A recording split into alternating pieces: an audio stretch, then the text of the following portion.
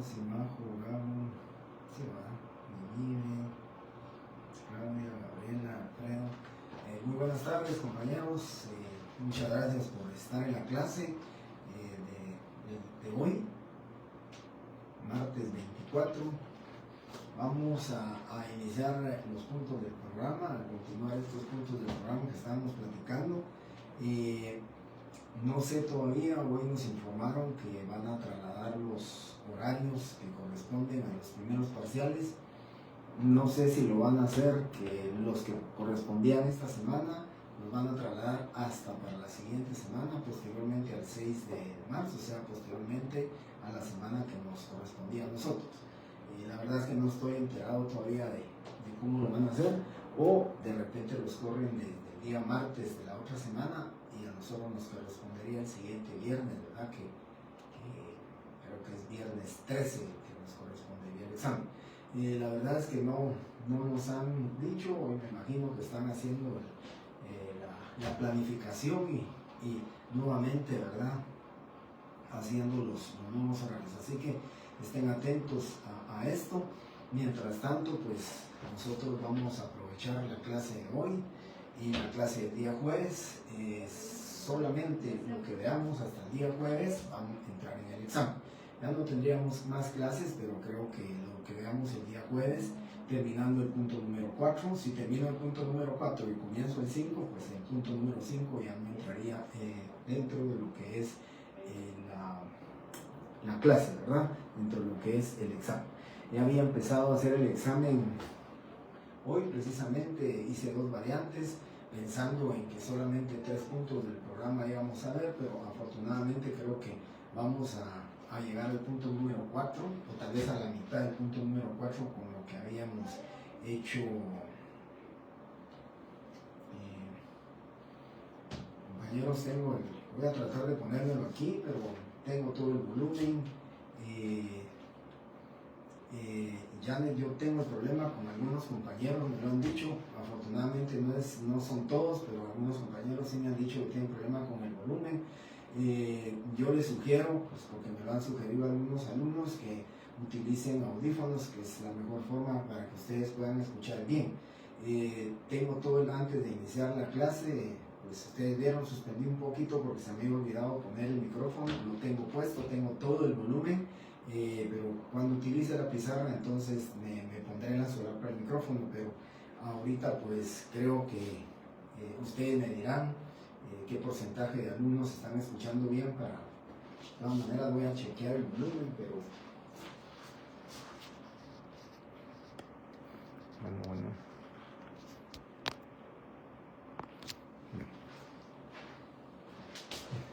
Tengo todo el volumen, compañeros, así que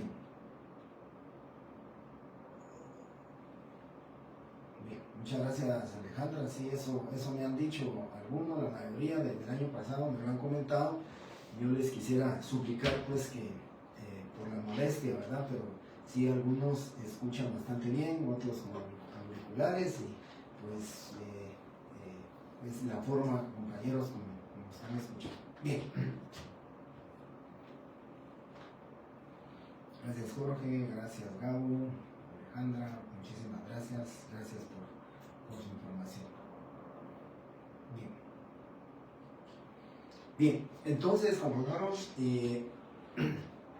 les decía, estaba haciendo el examen, tal vez cambiaré 2 o 3 preguntas de lo que vamos a ver el punto número 4, pero ya había hecho las 3 preguntas, ya había hecho todas las preguntas, las 10 preguntas relacionadas con el punto 1, 2 y 3, que espero terminar el día de hoy. Entonces vamos a continuar con esto, compañeros.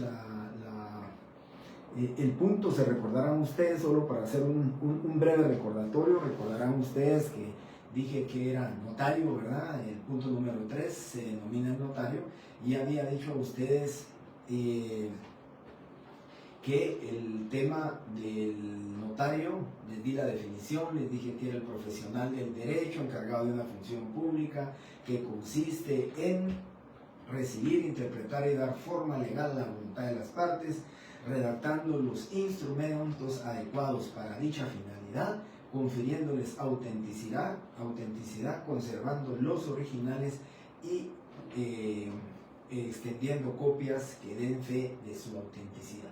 Hablé de esos temas, que somos profesionales del derecho, que recibimos, que damos forma legal a la voluntad de las partes, conservamos, guardamos los instrumentos públicos, y les había dicho,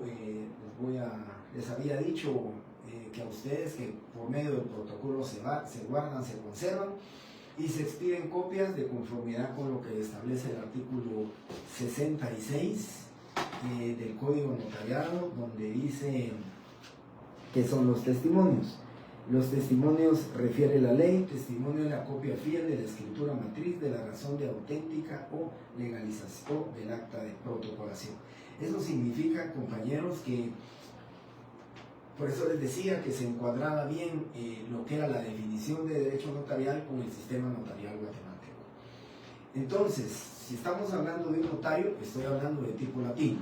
Si en el examen pregunto, lo más seguro es que voy a preguntar, defina el notario de tipo latino, ¿verdad? Que es el profesional del derecho encargado de una función pública, lo que acabo de decirles en estos momentos. Y luego me voy a quitar unos segundos porque ya les había ofrecido que me iba a poner en el centro, pero se me olvidó el día de hoy. Les ofrezco que para el día jueves voy a dejar el centro sin nada y voy a poner en los lados, ¿verdad? Les voy a poner a ustedes lo que deben ver. Aquí les queda entonces la formación del notario, cómo vamos a formar a un notario, cómo se va a capacitar el notario, y tenemos 5 formas: el título de abogado como fase previa, el doctorado en derecho notarial, sistema de oposición, un estudio simultáneo de abogado y notario, y la universidad notarial específica. Me refiero rápido y brevemente al título de abogado como fase previa. Esto sucede en algunos, sucede ya en todos los países donde no están formándose de esta manera, de un estudio simultáneo de abogado y notario. ¿Por qué razón? Porque aquí primero se gradúan de abogado y después tienen que tomar la decisión: o sigo ejerciendo, o voy a ejercer el notariado, o me quedo ejerciendo la abogacía. Voy a ser abogado, pero no notario. Entonces, esa es una de las formaciones, ¿verdad? Se pueden imaginar ustedes. Yo les decía al principio del semestre, ustedes están estudiando, ya llevan estudiados 3 años su carrera de abogado, y hasta ahora están iniciando ustedes su carrera de notario. Hasta ahora están iniciando ustedes la formación para ser notarios. Entonces, a eso se refiere la primera forma de capacitar o de formar a un notario. El título de abogado como fase previa, se gradúan de abogados y después deciden tomar el título de notarios.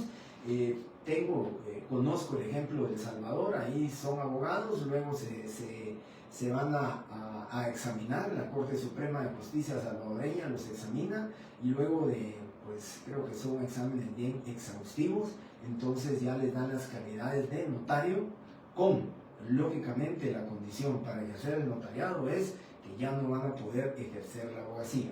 o son notarios o son abogados. Y en algunos otros países, pues la formación va a ser única y exclusivamente como notarios, ¿verdad? Luego tenemos el doctorado en Derecho Notarial. Se supone que aquí el notariado en Derecho Notarial ya se es notario, ya se terminó esta fase de título de abogado previo, ya se tiene el título de notario y entonces primero, ustedes lo saben, por la formación debe ser así, primero una maestría en Derecho Notarial y luego un doctorado en el Derecho Notarial.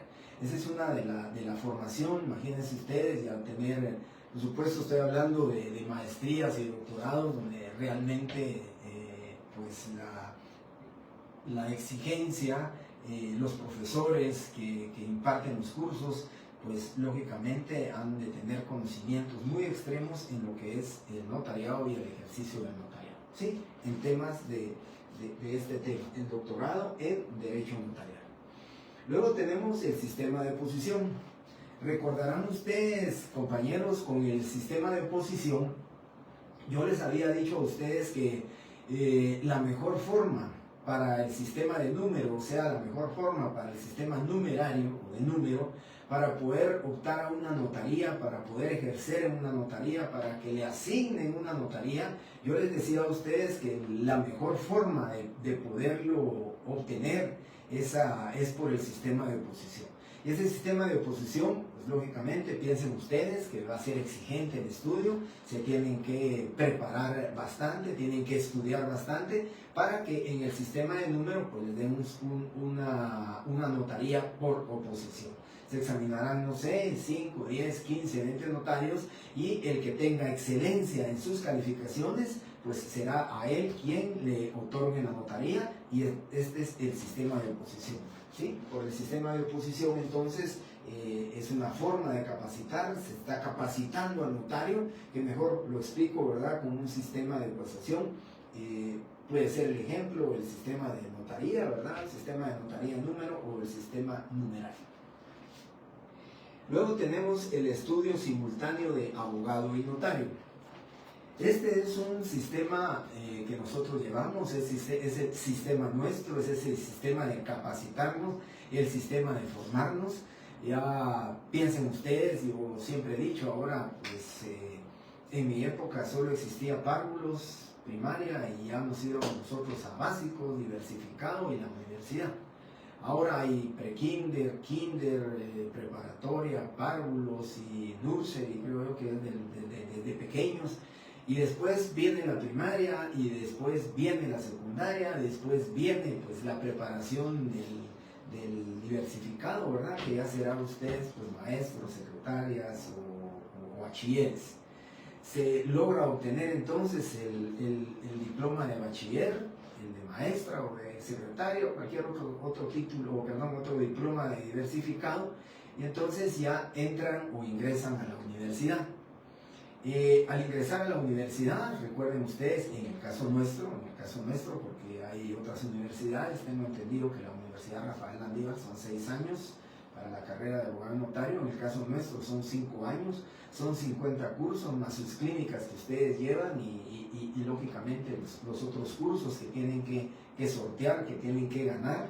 Esa es pues lógicamente la mejor forma de capacitar, la mejor manera de formar a los notarios, porque ustedes están formando lógicamente de abogados en los primeros 3 años, van a continuar la abogacía entre los siguientes 2 años, o sea, el 4º y 5º año, o sea, el 7º, 8º, 9º y 10º semestre, seguirán formándose como abogados, pero como notarios solamente se formarán con el 7º, 8º, 9º y 10º.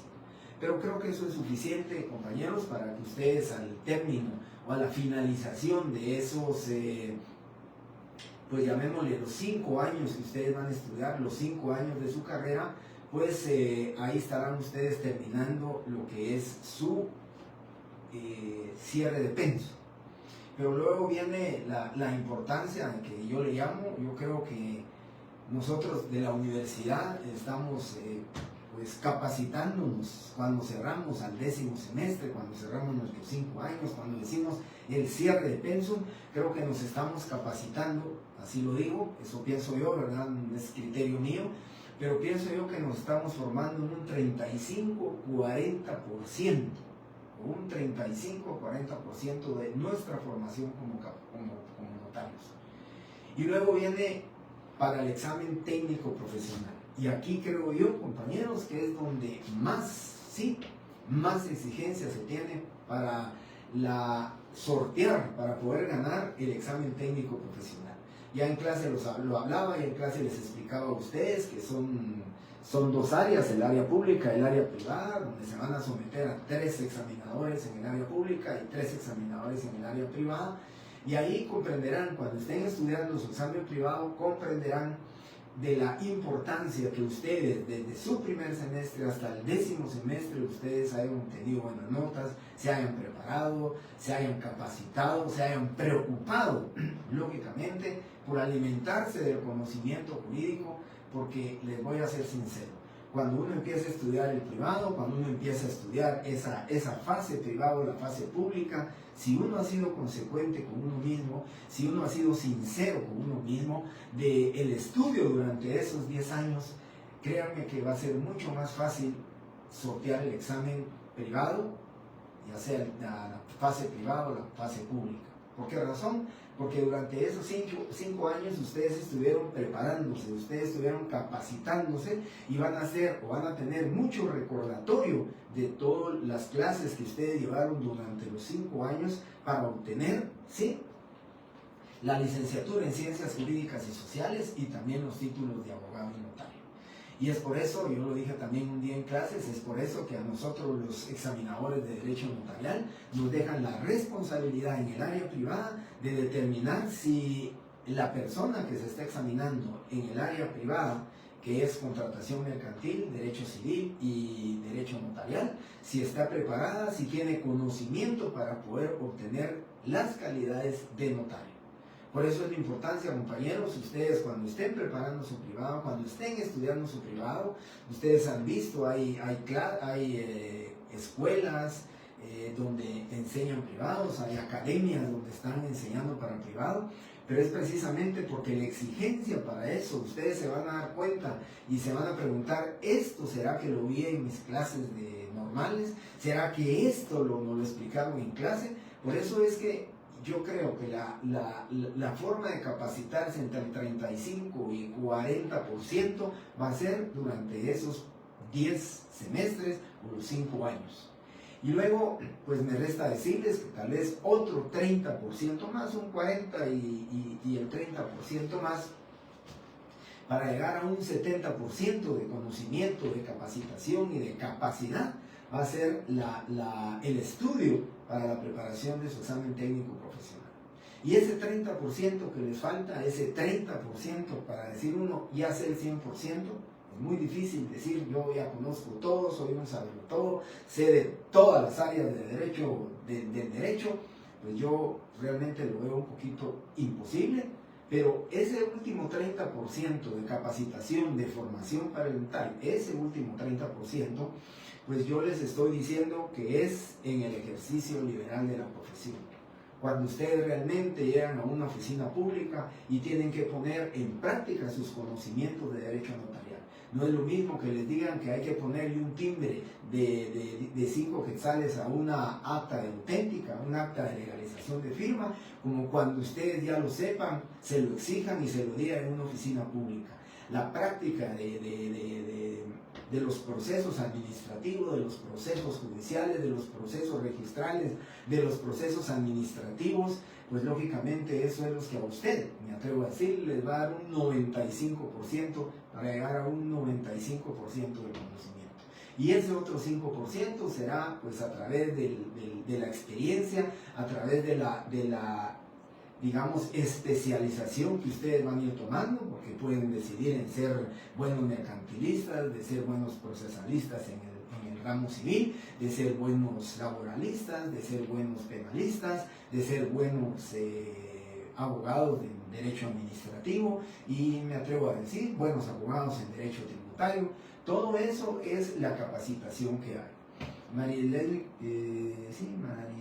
Lacey Salazar pregunta si yo evalúo privados. Sí evalúo privados, últimamente han sido muy pocos los privados que examino. La verdad es que conforme uno va teniendo pues más obligaciones, más responsabilidades con el trabajo, pues los límites en cuanto al tiempo es bastante difícil. Los exámenes son en la tarde, son casi pues prácticamente 3 horas de estar examinando, es 1 hora por cada alumno. Luego pues es la evaluación, es el juntarse los 3 examinadores, y el de civil dirá, él me saca 70 puntos, el de mercantil dirá, conmigo pues solo tiene 55 puntos, y luego pues el promedio dirá, si se tiene mayor de 61 puntos, pues es satisfactorio el examen y lo puede obtener y lo puede ganar. Pero el tema es ese. Yo he examinado privados, compañeros, y les digo, realmente es el conocimiento.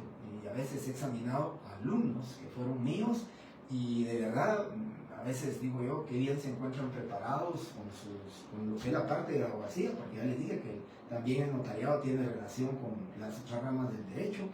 Y la verdad es que también a veces me he decepcionado hay alumnos que su desconocimiento es total en el tema de derecho notarial, y por supuesto en los otros temas del examen técnico profesional en el área privada, que es lo único que yo examino. Área privada es lo que he examinado, y soy sincero, nunca he examinado al área pública, porque creo que mi especialidad, y siempre ha sido así, desde que me gradué, he estado pues motivado y he estado perfilado hacia lo que es el estudio y el trabajo y mi ejercicio de profesión liberal en el tema del notariado. ¿Sí? Bien, entonces compañeros, recuérdense ustedes, más o menos el promedio para obtener el título en nuestra facultad van a ser entre 8 y 9 años. Ustedes cierran en 5 años o cierran en 6 años, viene su preparación de privado, unos 6 meses para la primera fase, 6 meses para la otra fase, y luego viene que les aprueben su punto de tesis, vienen a trabajar su tesis, luego que les den su orden de impresión, y de último que les den su fecha de graduación. A todo esto estoy hablando un aproximado, más o menos un aproximado de 8 a 9 años. En circunstancias muy especiales, pues puede ser que se estén graduando en 7 años.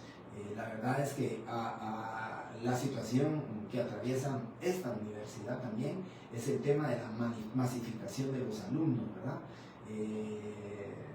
Lo que les cuento a ustedes, hace muchos años cuando yo estudiaba, pues para que pudieran asesorar y revisar la tesis, tenían que ser profesores titulares que dieran clases en nuestra facultad.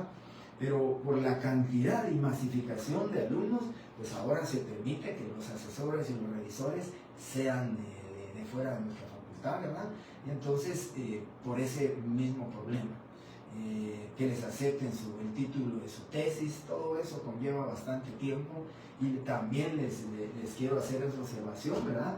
Eso ha orillado a muchos estudiantes, porque yo conozco a muchos alumnos que fueron míos, alumnos de 4º año, que los vi todavía en 5º año, y luego me enteré cuando los veo y me cuentan que ya se graduaron, pero que no se lograron graduar en la San Carlos porque era mucho problema con la tesis, que los exámenes privados también era mucho problema para poderse inscribir, solo hay un cupo cada dos meses, y con este tema de la pandemia se atrasó casi 1 año y medio, 2 años, o sea que el cúmulo y la represa, la espera que tienen los estudiantes para someterse a los técnicos profesionales es bastante, y eso pues lógicamente ha motivado para que algunos alumnos, ¿verdad?, por su exigencia que tienen, o porque el deseo de graduarse ya, o porque también necesitan ya tener el título, ¿verdad?, para un compromiso laboral o para ir ascendiendo laboralmente hablando, entonces han ido en búsqueda de otras facultades donde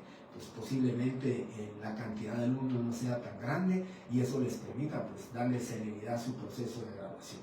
¿Sí?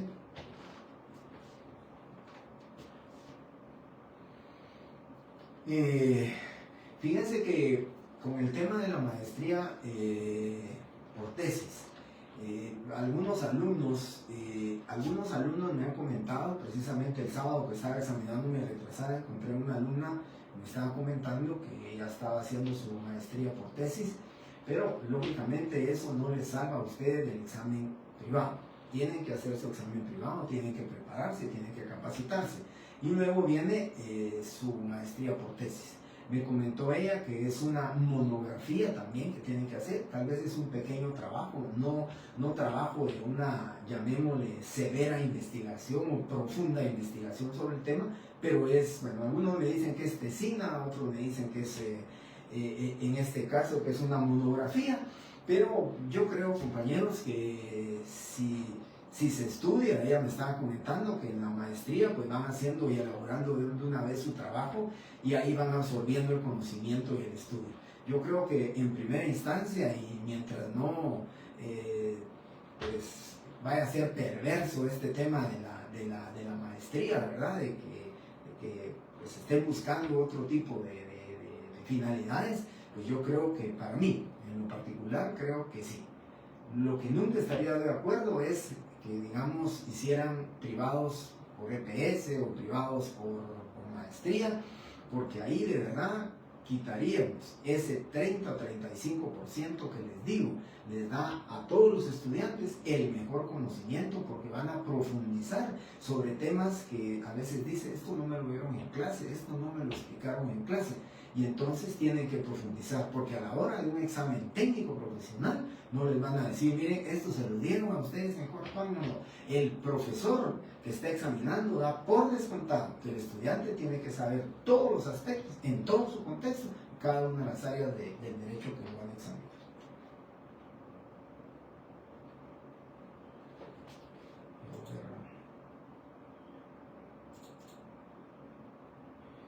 Roxy dice que tan cierto es que cuando uno ha pasado por la escuela ya uno está tildado como un estudiante, ya le he reclamado.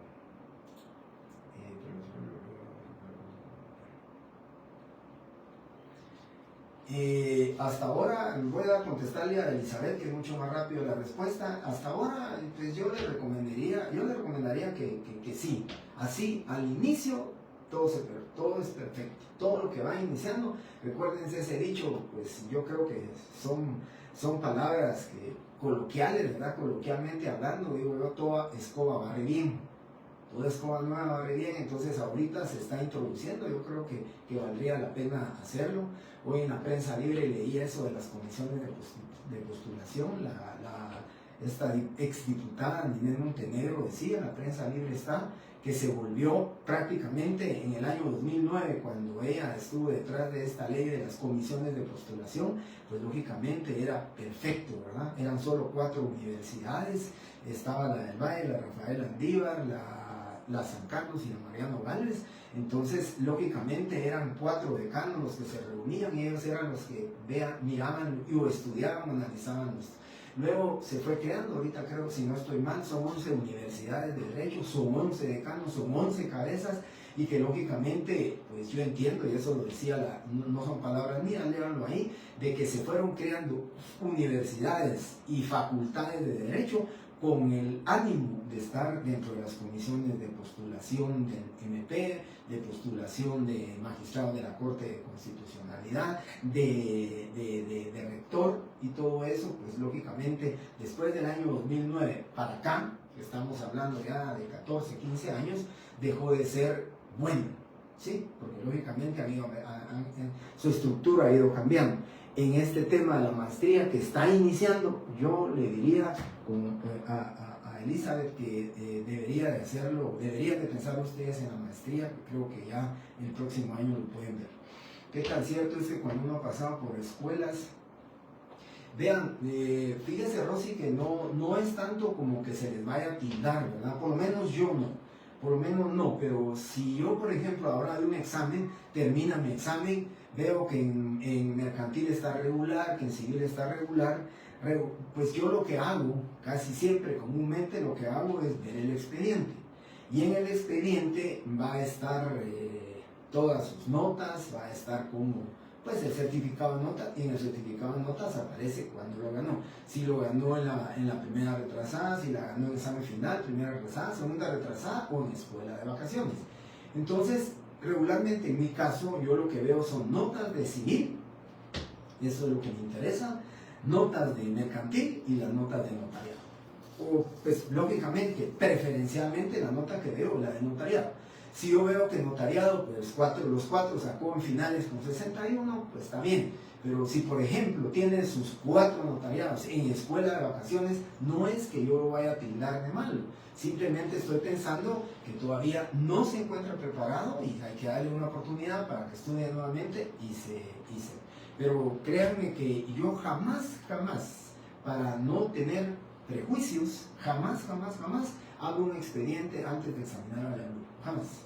O sea, yo al alumno, como puede tener un promedio de 95 puntos o como puede tener un promedio de 61, entonces no tengo prejuicios. Si me voy a ver el expediente, este tiene 61 y solo escuelas, tal vez sí, como usted dice, podría tildarlo, pero lo mejor es no tener ese prejuicio, porque puede ser un estudiante, como decía la compañera, puede ser un estudiante que en su carrera le costó, pero que su examen técnico profesional lo preparó y lógicamente eso le permitió, ¿verdad?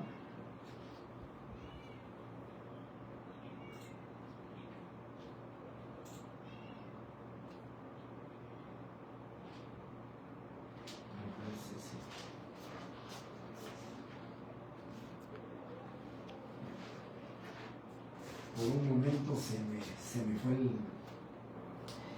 fue mi pantalla, pero creo que sí continué yo con esto. Así que para terminar con Roxy, solamente vuelvo a repetirles que yo no me tengo prejuicios, ¿verdad? Entonces, si el estudiante tiene sus, hasta que se puede examinar, el estudiante pues preparó bien su examen técnico, lo examino y está bien, ¿para qué le voy a dar notas? Si está bien en el examen. Ahora, si yo lo veo regular, pues lógicamente veo sus notas. Y hay otro tema, cuando hay que darles, por ejemplo, un buen punteo, donde el punteo es excelente, por ejemplo, entonces si el alumno para mí tiene 70 puntos, yo lo que voy a ver también es su examen, sus notas. Porque con las notas digo, si este alumno hizo un examen, tiene buenas notas, pues necesita o necesariamente pues se le tiene que dar un buen punteo y tal vez le suba a 75 para que su examen, pues su resultado sea excelente, ¿verdad? Eso es el tema. Bien, si no tienen algún otro comentario de esto, termino únicamente con lo que es la universidad notarial específica. La universidad notarial específica, yo les quiero comentar, compañeros, que esta universidad notarial específica, en el libro del licenciado, del doctor Nery Roberto Muñoz, se encuentra este tema y por eso lo hemos... sí, compañeros, lo que está debajo de mi dirección de correo es lo que va a seguir después de esto. Requisitos habilitantes, causas de inhabilitación e incompatibilidades. Me recuerdo que el compañero, fue en otra sección, fue en otra sección que me hizo una pregunta relacionada con eso y le dije, cuando lleguemos a los puntos de inhabilitación, entonces lo vamos a platicar. No se ve completo.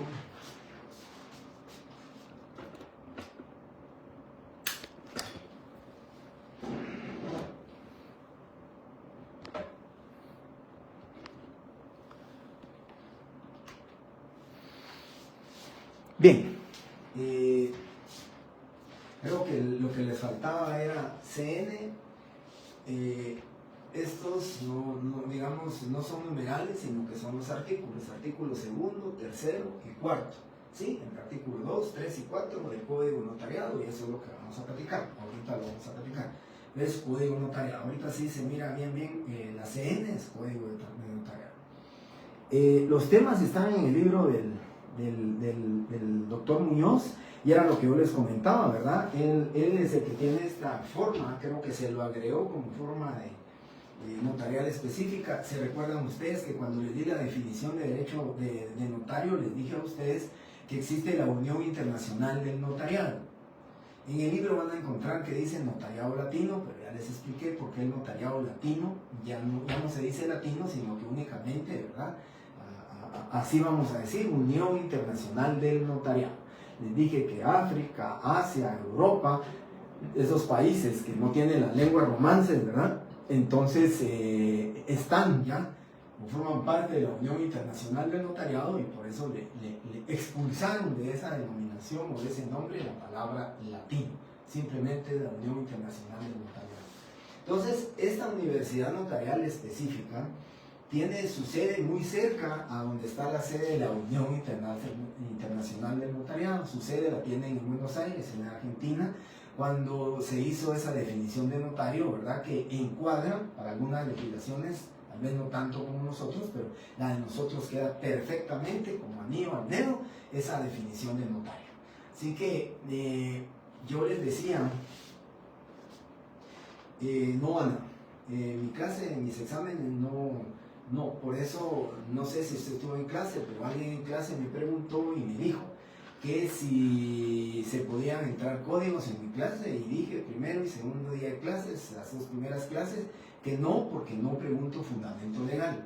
Y si hay fundamento legal, yo les doy el fundamento. Por ejemplo, les digo, de conformidad con el Código Notariado, en el artículo 1 reza: el notario, dice, tiene fe pública para autorizar.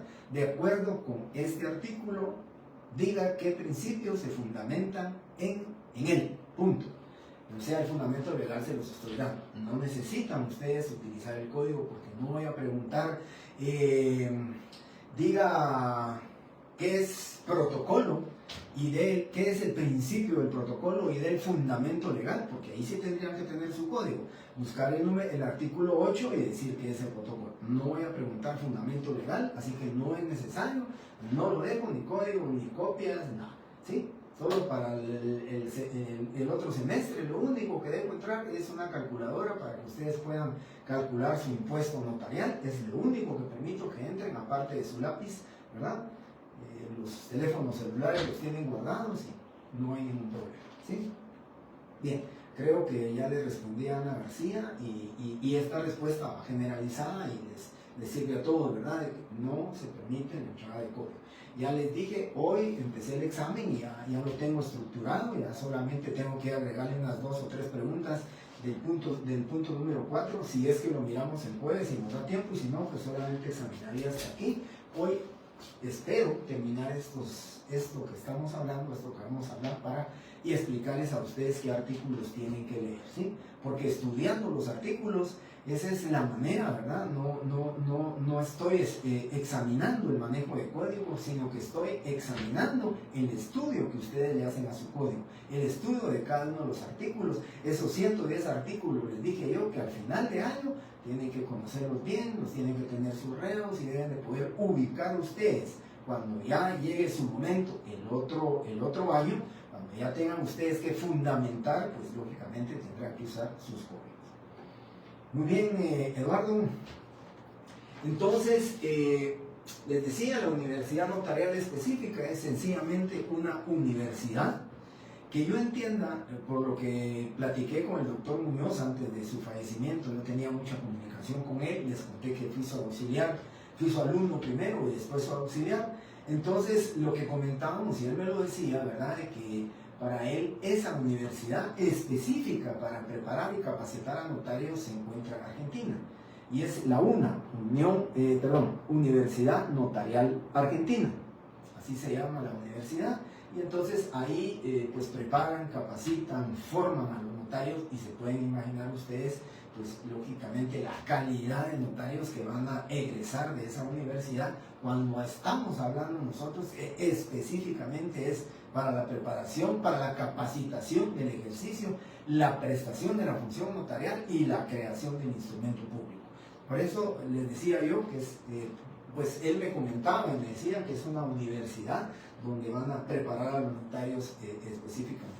Así que, en resumen, estas son las 5 formas de preparar al notario. Les puedo preguntar en su examen a ustedes, ya sea en selección múltiple o sea en pregunta directa, les puedo preguntar a ustedes 3 formas de capacitar al notario, ¿sí? O diga 4 formas de capacitar al notario, o diga cuáles son las formas estudiadas en clase para la formación y la capacitación del notario. Entonces van a poner ustedes así. Si ustedes se dan cuenta, son 5 líneas las que tienen que escribir, no van a explicar, solamente escribir, cuáles serían las formas.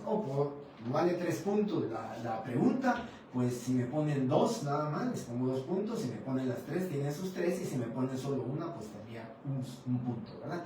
No voy a decir, como no contestó la pregunta completa, la pregunta no es correcta, no. Si ponen una, un punto, si ponen 2, 2 puntos, y 3 puntos, ¿sí? Muy bien.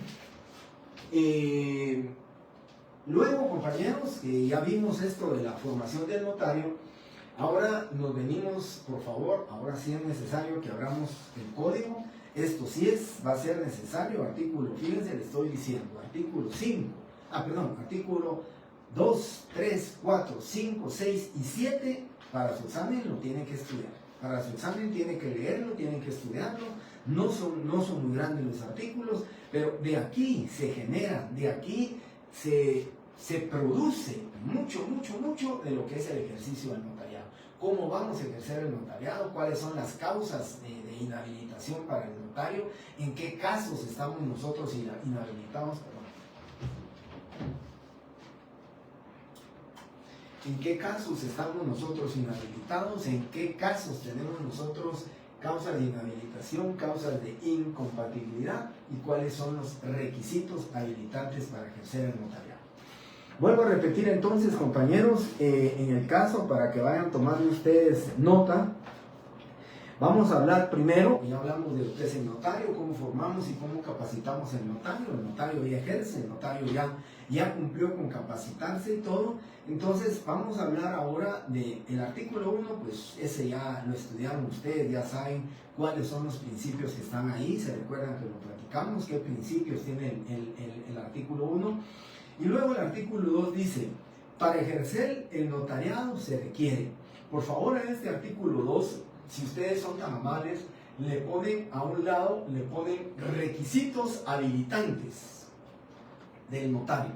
Si me hacen favor, le ponen del 1 al 7, compañera Belis, a Stephanie le digo, es artículo 2, 3, 4, bueno, dejemos como dice la compañera Belis, y aquí sale, ¿verdad? Belis, del 1 al 7, eso lo tienen que estudiar, por favor, del 1 al 7 lo tienen que estudiar. Y cuando digo estudiar, es que lo tienen que saber, ¿verdad? Por eso es que no permito que entren códigos, porque si entran códigos sería solamente de ver el artículo y copiarlo. En este caso es de pregunta, y la pregunta es el estudio del artículo para su comprensión y la interpretación que tienen del mismo. Muy bien. Bien. Entonces, ponen por favor en el artículo 2, ya deben empezar a hacer ustedes sus llamadas. Recuérdense que en el artículo 1 tienen el principio de autoría, el principio de fe pública y el principio de la rogación. Ahí tienen sus 3 principios en el artículo 1, ¿sí?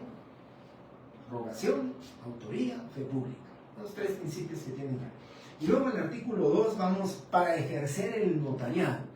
Entonces pueden ustedes en su artículo 1 poner principios del derecho notarial, fundamento legal. Y en el artículo 2 pueden poner, o me gustaría que lo pusieran ustedes como a cápite o a la par, lo pueden poner, requisitos habilitantes. Si pregunto en el examen, ¿qué requisitos se necesitan para que el notario sea hábil? ¿Sí? Aquí está la respuesta, requisitos habilitantes, requisitos que habilitan a un notario para que pueda ejercer su profesión, ¿sí? Requisitos habilitantes. ¿Qué requisitos necesitamos nosotros? Y estudiémoslos. Vamos a hablar uno por uno. Ser guatemalteco natural, ¿sí? Estamos hablando de ser guatemalteco natural. Aquí cuando hablamos de ser guatemalteco natural, hay un aspecto muy importante, compañeros. Y en esta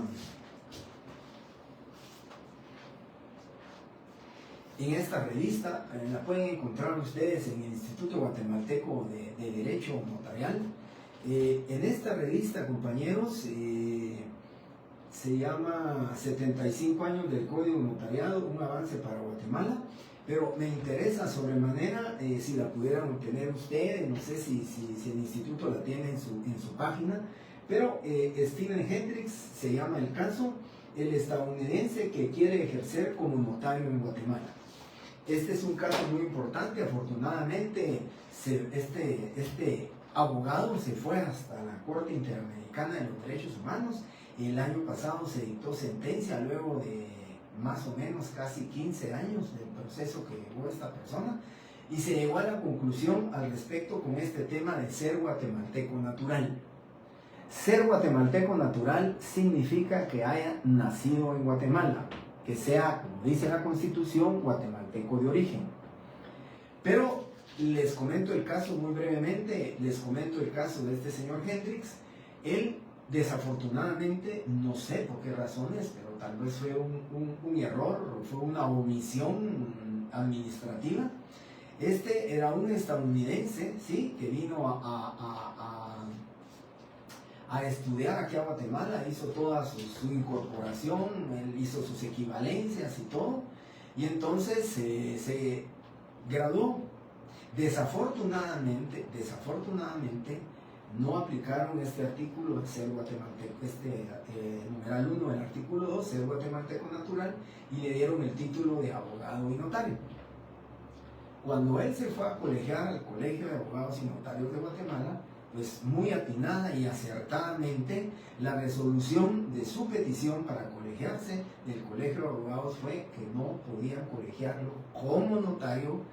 Como abogado lo colegiaron, pero como notario no lo podían colegiar porque no llenaba el requisito de ser guatemalteco natural.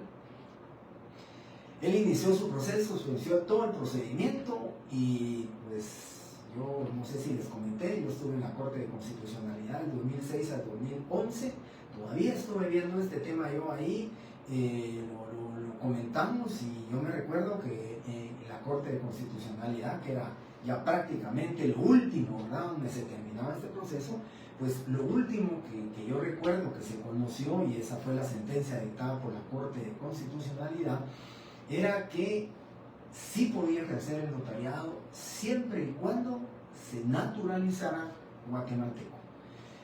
Naturalizándose el guatemalteco, entonces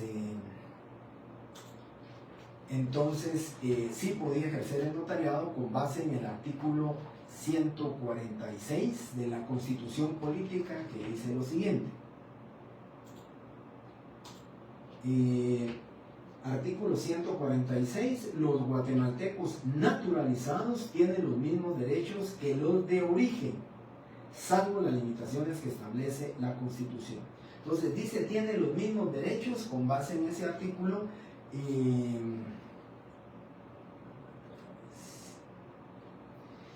Javier, fíjese que ese artículo lo platicamos cuando di los principios. Hoy solo hice mención a ello, pero no lo estaba explicando ni los estaba diciendo.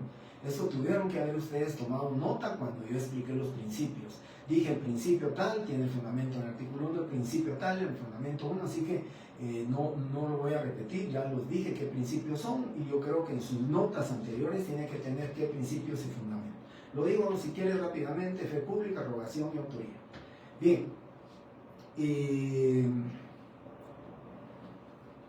el compañero que se identifica como polarizado de alarmas, está bien lo que me puso, solo que me gustaría que le quitara, que separara de rogación, porque así como usted lo escribió, se lee derogación, y entonces puede entenderse que es una derogación del principio de derogación, o principio de derogar, ¿verdad? No de arrogar, ¿sí? Ahí está. Muchas gracias, Stephanie. Es derogación, no derogación. Bien, entonces el artículo 146 dice claramente aquí, compañeros, que, ¿sí?, quiero explicarles, dice, Hendrix simplemente se le dijo en la Corte de Constitucionalidad que si él se naturalizaba guatemalteco, podía ejercer sin problemas el notariado. Ustedes ya saben la respuesta de él, ¿verdad? En Estados Unidos no aceptan la doble nacionalidad. Aquí, si usted se hace estadounidense, puede tener su doble nacionalidad, guatemalteco y estadounidense. En el tema de los Estados Unidos, no. Usted dice no a su nacionalidad estadounidense, se lo permite, lógicamente, su derecho de libertad, ¿verdad? Entonces, este tema pierde su nacionalidad estadounidense y se quedaría solo con la guatemalteca.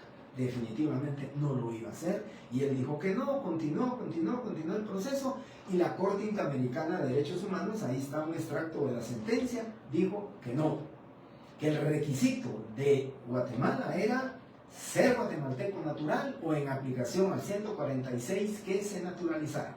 Por consiguiente, se le cerraron las puertas y lógicamente la pregunta que puedo hacer en el examen es si lógicamente un guatemalteco naturalizado puede ejercer el notariado, ¿sí? Ese es uno de los requisitos habilitantes. Luego dice mayor de edad. Al respecto no hay mayor comentario, solo la aplicación de que lean ustedes los primeros artículos, creo que es 8, 9 o 7, 8 y 9, de capacidad de ejercicio, capacidad de goce, 18 años de edad. Aquí no dice qué edad, ¿verdad? Debería decir 18 años, solo dice la mayoría de edad.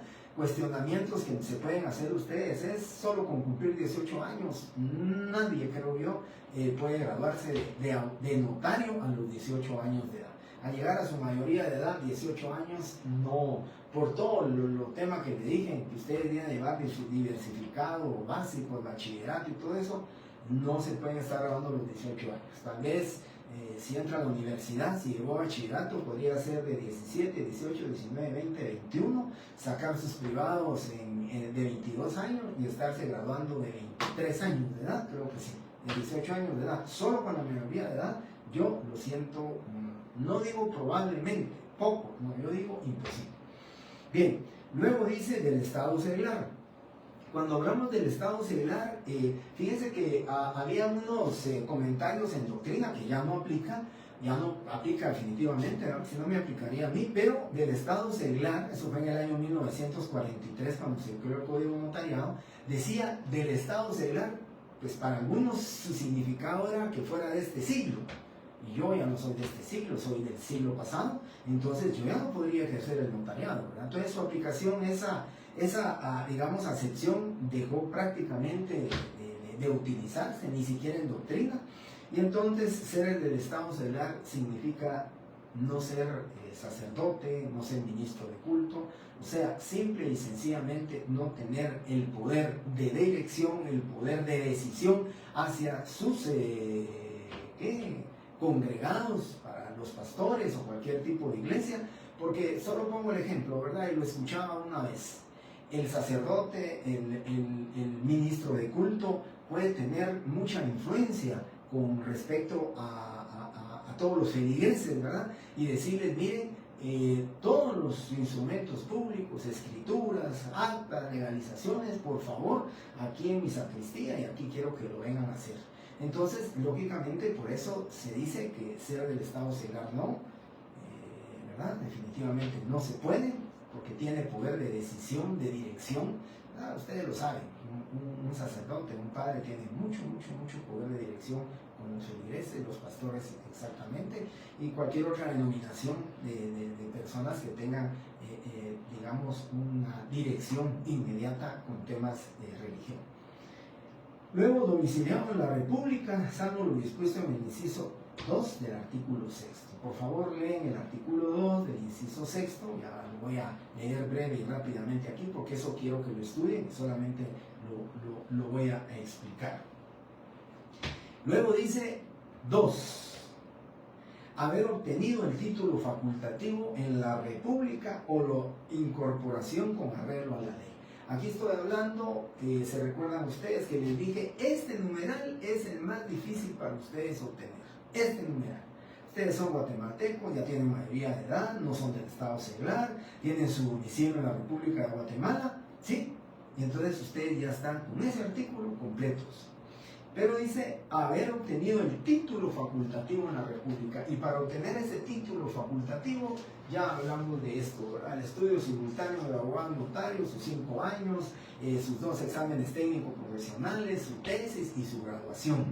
Y ya con la graduación les dan sus 2 títulos de abogado y notario, y entonces ustedes ya pueden ejercer el notariado, ¿sí? Aquí lo dice claramente. Cuando me hablan también regreso del domiciliado en la República de Guatemala, siempre explico aquí que honestamente hay muchos notarios que ejercen fuera de Guatemala. lo hacen, se van 5, se van 6 meses o ya tienen su residencia allá, pero como son guatemaltecos, ellos pueden pues prácticamente invocar el principio de la extraterritorialidad de la función notarial, que ellos pueden ejercer el notariado en el exterior. Entonces lógicamente a eso se va, pero realmente debe estar domiciliado en la República de Guatemala. Fíjense que cuando sale del país, eso ya lo vamos a ver en su momento oportuno, cuando el notario sale del país por más de un año, debe dejar su protocolo depositado en el archivo de protocolos. Y cuando se va por menos de un año, se lo debe dar a otro notario en ejercicio aquí en Guatemala. Y eso no lo hacen ellos, pero eso lo vamos a ver cuando veamos el protocolo. Bien, de ahí dice numeral 3. Haber registrado en la Corte Suprema de Justicia el título facultativo o de incorporación y la firma y sello que usará con el nombre y apellidos usuales. Aquí solo un breve comentario. El artículo 3 se genera del 2, ¿verdad? Mientras no tengan su título facultativo no van a poder ustedes tener su sello ni registrarse, ¿verdad?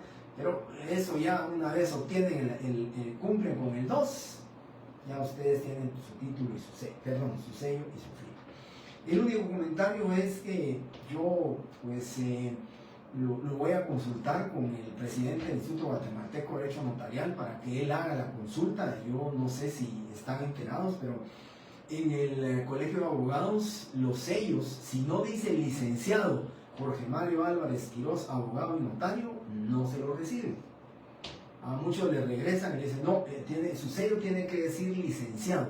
Y el sello nuestro simplemente dice la firma y sello que usará con el nombre y apellidos usuales. Así que ni siquiera es obligatorio que me ponga yo Jorge Mario Álvarez Quirós. Yo podría utilizar Jorge Álvarez porque esos son mi nombre y apellidos usuales. O simplemente Jorge Álvarez Quirós o Mario Álvarez Quirós. No dicen, algunas legislaciones dice que el sello debe ser una circunferencia cuyo radio no debe exceder de tantos milímetros, debe llevar el estado, por ejemplo en México debe llevar el estado, debe decir dice Estados Unidos Mexicanos, tiene que decir el sello, pero en el caso nuestro no. En el caso nuestro no dice ni siquiera cómo debe el sello. Puede ser rectangular, puede ser cuadrado, puede ser triangular, como ustedes quieran. Yo conocí a un amigo, por cierto, profesor de la facultad, él era de apellido Torres, y él tenía 3 torres en su sello, torres pequeñas, ¿verdad? Era un sello bien significativo, pero tenía así los significados de su apellido, y no le podían decir, no lo puede hacer, porque la ley solamente dice con el nombre y apellidos usuales, ni único comentario. Y luego, ser de notoria honradez. Aquí el tema es muy breve, muy rápido. ¿Cómo se demuestra la notoria honradez? Se recuerdan ustedes hace muchos años, hace unos 10 años, tal vez en una comisión de postulación, habían pretendido ponderar, en la tabla de gradación, habían pretendido ponderar la notoria honradez. Yo ciertamente escuchaba al profesor Alejandro Maldonado Aguirre, que fue presidente de la Corte de Constitucionalidad 3 veces. Él manifestaba eso, y así se dictó, así se resolvió un amparo que se presentó en contra de este tema, y él claramente decía, ¿verdad?, que la honradez no puede tener gradación. La honradez no puede decirse es medio honrado o es muy honrado, no se puede, no tiene. O se es honrado o no se es honrado. Solo piensen de decir, miren, el licenciado Álvarez Quirós, él es medio honrado, pero es más honrado que deshonrado. Eso, compañeros, no existe. Entonces, en el tema de ser de notoria honradez, es que se conozca al notario. En el año 43, pues se conocían a todos los notarios y cualquiera podría señalarlo y decir, ese es un notario, es notoria su honradez. En el tema ya de 48,000 notarios, pues lo único que se hace en el Colegio de Abogados se requiere, si no estoy mal, 3 actas notariales donde 3 notarios declaren que la persona es proba, que es de notoria honradez y que lo conoce y que, bueno, todas esas circunstancias para cumplir con el requisito del numeral 4 del artículo 2. ¿Sí? Bien. Luego tenemos el artículo 3 del Código del Notariado. Ya hablamos del 2. Por favor, leed bien los requisitos porque siempre pregunto el artículo 2 y léanlo bien. Estudien, no lo lean, estudien. Artículo 3. Tienen impedimento para ejercer el notariado los civilmente incapaces. Cualquier persona que tenga, o sea, civilmente incapaz, no puede ejercer el notariado. Y lógicamente pensemos, y siempre me lo han preguntado en clase, si cuando es civilmente incapaz, antes de iniciar a estudiar, definitivamente no va a poder estudiar. O simplemente, pues que ni piense, ¿verdad?, que se va a poder graduar de notario porque él es civilmente incapaz. Alguien declarado en estado de interdicción, pues lógicamente no va a poder ni siquiera inscribirse porque no va a poder llenar los requisitos para poder ejercer el notariado. Estos, por favor, ustedes ponen aquí, y me pudieran poner, estos son totales, ¿verdad? Estos son impedimentos totales para ejercer el notariado. Un civilmente incapaz no puede ejercer el notariado. Luego vienen los toxicómanos y ebrios habituales. Cuando hablo de toxicómanos y ebrios habituales, pues entiéndase alguien que sea cocainómano, pues todo lo que sean esas alucinógenos y utilicen todas esas drogas, pues no va a poder ejercer el notariado. Y los ebrios habituales, ¿verdad? La ebriedad habitual también es una causa de inhabilitación, causa un impedimento total porque no va a poder ejercer el notariado. Yo solo a manera para que se relajen un poco, pero sí recuerdo que en un examen pedí esto, ¿verdad? Diga 3 impedimentos para ejercer el notariado. Y entonces alguien, en lugar de ponerme ebrio habitual, me puso borracho todos los días. Y la verdad es que, pues técnicamente, en un examen técnico profesional, por eso se llama técnico profesional, pues esa respuesta no es correcta, ¿verdad? Porque se tiene que dirigir a los examinadores con palabras técnicas. Pero un examen común y corriente, pues me puse a pensar, la respuesta está correcta, ¿verdad? El ebrio habitual o el borracho todos los días, ¿verdad? Entonces, ese es el tema en el impedimento que tenemos aquí, un impedimento total. Luego, los ciegos, sordos o mudos y los que adolezcan de cualquier otro defecto físico o mental que les impide el correcto desempeño de su cometido. Estamos hablando entonces de los ciegos, sordos y mudos, no pueden ejercer el notariado, y los que adolezcan de cualquier otra enfermedad, ¿verdad? Que lógicamente impida el ejercicio del notariado. Y luego los que hubieran sido condenados por los delitos siguientes: falsedad, robo, hurto, estafa, quiebra o insolvencia fraudulenta, cohecho, infidelidad en la custodia de documentos, y en los casos de prevaricato y malversación. Como a ustedes les gusta lo penal, solo les sugiero, compañeros, que estos artículos que están aquí, por favor, si quieren su fundamento legal, los artículos que se encuentran aquí ya no están actualizados.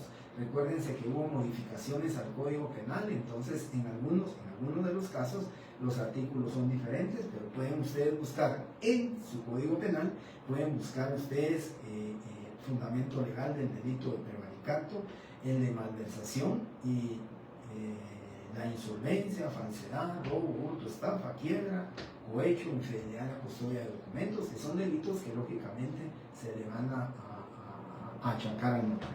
¿Okay? No han preguntado, ¿verdad, compañeros? Creo que están tomando nota de esto. Voy entonces con el artículo 4. No pueden ejercer el notariado, ¿sí? Aquí dice, tienen impedimento. El impedimento puede ser antes, ¿verdad? Alguien que les decía a ustedes, un sordo, mudo, ciego, pues lógicamente no se puede inscribir en la facultad porque no va a poder ejercer el notariado. Entonces ahí hay un impedimento total. Pero en el caso del artículo 4 dice, no pueden ejercer el notariado. ¿Por qué razón? Porque aquí el supuesto es de que ya es notario, ¿sí? La persona que puede ser encuadrada dentro de lo que dice el artículo 4 se refiere que ya es notario, pero entonces va a tener una causa, sí, temporal, Y dice, no pueden ejercer el notariado los que tengan auto de prisión motivado, ya no es auto de prisión, ¿verdad?, sino que es un auto de procesamiento, motivado por alguno de los delitos a que se refiere el inciso 4 del artículo anterior. Ellos tienen prisión preventiva, o en este caso, si está con una auto de prisión, en el momento que un auto de prisión preventiva, si en este caso los notarios, ¿sí?, tienen prisión preventiva, pero luego en 15 días pues hay un desistimiento de la acción penal, si hay, por ejemplo, el sobreseguimiento, si por ejemplo mandan a archivar el proceso o simplemente le dan libertad por falta de mérito, en ese mismo momento él recobra sus calidades de notario porque ya no tiene ningún impedimento parcial porque no ha sido condenado. Si ustedes miran el artículo anterior, dice quién hubiera sido condenado. Ya condenado, pues lógicamente tendría que pedir, ya les voy a explicar después cuando hubiera sido condenado. Y entonces, luego dice numeral 2, los que desempeñen cargo público que lleve aneja jurisdicción. Llevar aneja jurisdicción significa tener potestad, tener poder de dirección, poder de decisión, y entonces cualquier persona que tenga poder, un director general, un secretario general, un ministro, todos ellos son funcionarios públicos que llevan aneja jurisdicción, que tienen poder de dirección, que pueden ejercer la jurisdicción, entiéndase los jueces también, ¿verdad? Entonces, lógicamente ellos tienen un impedimento temporal. ¿Por qué les digo temporal? Porque ya les decía, en el momento que les den libertad simple, en el numeral 1 que dice, inmediatamente recobra su calidad de notario. Y si usted es nombrado ministro, ¿sí?, en el momento que entregue el cargo de ministro, recobra sus calidades de notario, ya no tiene impedimento para ejercer el notariado. Y lo mismo viene en el numeral 3 que dice, los funcionarios y empleados de los organismos ejecutivo y judicial y de las municipalidades que devenguen sueldos del Estado, del municipio y el presidente del Congreso de la República también tienen un impedimento, o sea, es causa de inhabilitación. Así que, por favor, en el artículo 3 pone impedimentos para ejercer el notariado. Impedimentos para ejercer el notariado. Y en el artículo 4, por favor, ponen causas de inhabilitación para ejercer el notariado. Causas de inhabilitación para ejercer el notariado. ¿Sí?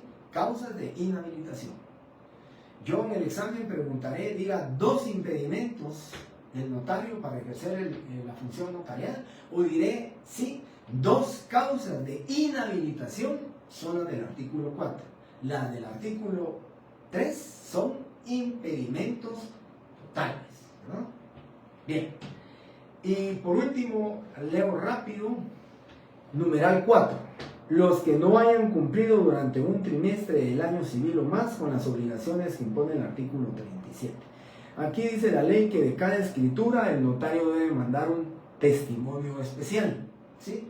Y ese testimonio especial, si no se manda, ¿sí?, sus testimonios durante el trimestre correspondiente, pues el día de ayer, les comento, ayer salió el listado en el cual inhabilitó a los notarios que no presentaron su testimonio especial. Por consiguiente, es una causa de inhabilitación. ¿Por qué? Porque es temporal. Porque en el momento que él venga, presente sus testimonios, le dan otra vez sus calidades de notario sin ningún más trámite administrativo, que tiene que pagar una certificación para que ya pueda ejercer el notariado nuevamente, y con eso concluye. Terminamos entonces, compañeros, el día jueves. Solo les voy a leer el artículo 5 y 6 y 7 y entramos al punto número 4 del programa. Les agradezco mucho su tiempo, compañeros, por estar aquí conmigo.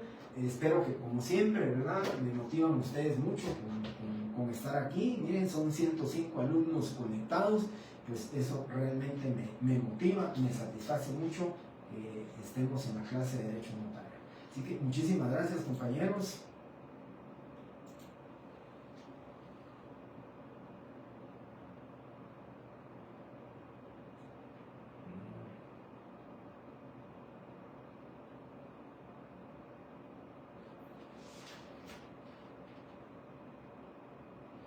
Y solo quiero,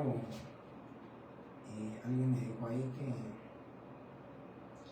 lo tengo al revés, Alfredo Aguilar. No, el artículo tercero es es un impedimento. Bueno, si quieren pónganle aquí, es causa de inhabilitación. No está al revés, esta es una causa de inhabilitación total, ¿verdad? Y esta es parcial. ¿Sí? Este es total y este es parcial. Las incompatibilidades son del artículo 4. Las causas de inhabilitación, está inhabilitado para ejercer el notariado, es el numeral 3, ¿verdad? El numeral 3 tiene las causas de inhabilitación. El numeral 4 tiene las incompatibilidades, este es total y este es parcial.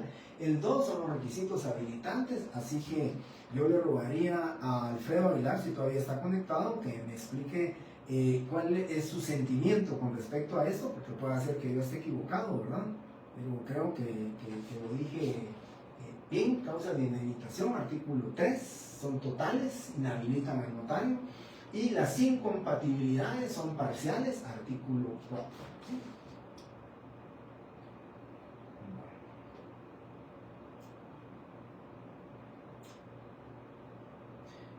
Muy bien, Alfredo, le agradezco mucho, muy feliz noche a todos y pues muchas gracias por su bendición y muchas gracias por el deseo de una feliz noche. Yo se la retorno a ustedes igualmente. Buenas noches.